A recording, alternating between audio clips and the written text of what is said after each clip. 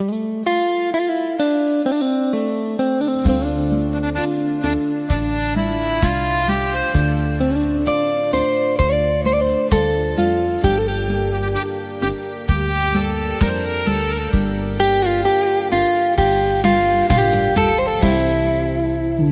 មិនចង់ឃើញអូនត្រូវរងឈឺចាប់ខ្លោចផ្សាព្រោះតែជីវ៉ាត្រូវគេបោកចិត្តក៏មិនចង់ឃើញទឹកមេត្រាអូមិត្ត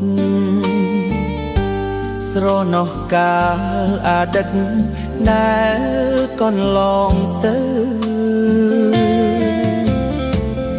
នៅប្រឹងរងចាំគេ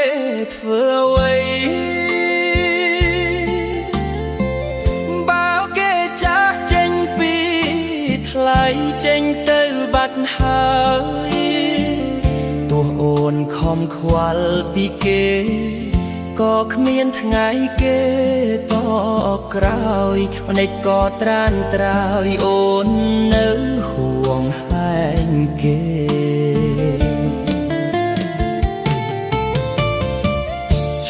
យំទៅអូនជូតទឹកភ្នែកទៅ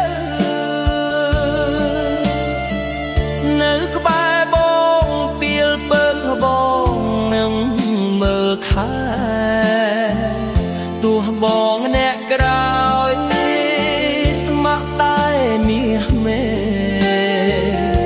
មិនឲ្យមានស្នេហ៍ត្រូវខកបំណង